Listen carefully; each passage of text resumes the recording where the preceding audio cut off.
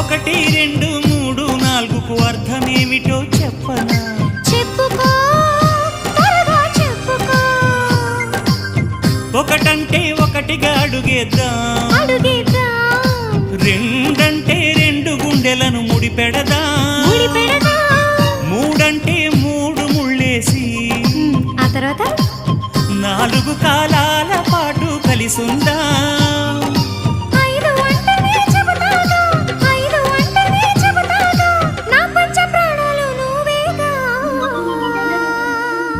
అమ్మావు ఇల్లు ఈగ చదివానాడు,